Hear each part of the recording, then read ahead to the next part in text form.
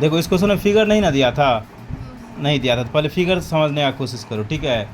आपको क्वेश्चन में क्या दिया है, क्वेश्चन में दिया है आपको एक ट्रायंगल है, क्या है, ए बी सी, ए बी सी एक क्या है आपका ट्रायंगल है, ठीक है।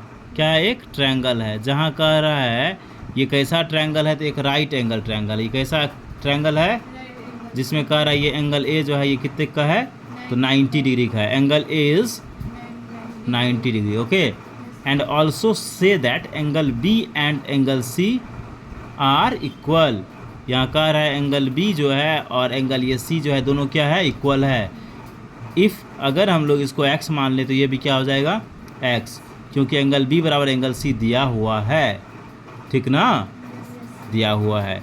क्यों दिया हुआ है तो समझ लो, कह रहा है क्वेश्चन में ए सी जो है, ये बच्ची ए सी ये ए बी के बराबर है, क्वेश्चन में दे रखा है।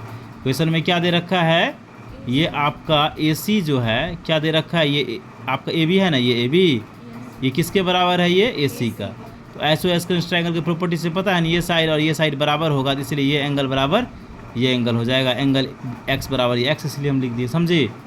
अब देखो गिवन आपको बता ही दिए हैं कि एंगल ए बराबर 90 दिया है क्वेश्चन में, क्वेश्चन में ही दिया है ए बी बराबर ए सी, इसीलिए हम क्या लिखे हैं, एंगल बी बराबर एंगल सी। ए बी बराबर ए सी बराबर है दो साइड, तो उसका अपोजिट एंगल भी क्या हो जाएगा, बराबर हो जाएगा, इसीलिए यहाँ एक्स अगर माने तो ये भी क्या हो जाएगा एक्स, और ये कितना का है, 90 का है।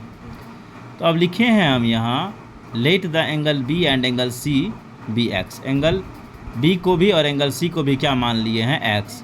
इन triangle A B C sum of all angle of triangle is equal to 180। किसी भी ट्रायंगल का तीनों एंगल का सम कितना होता है, 180।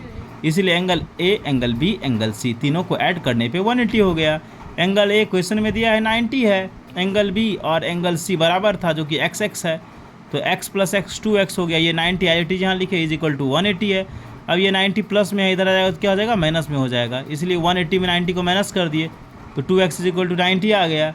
फिर x इज इक्वल टू ये 2 यहाँ मल्टीप्लाई फॉर्म में था, इधर आएगा तो डिवाइड में हो जाएगा, इसीलिए x इज इक्वल टू क्या हो गया, 90/2 हो गया। अब x इज इक्वल टू 45 आ गया। x किसको माने थे, b और c को, तो b और c का वैल्यू कितना हो जाएगा, 45। क्लियर, समझी, हाँ, हो गया ये सॉल्व।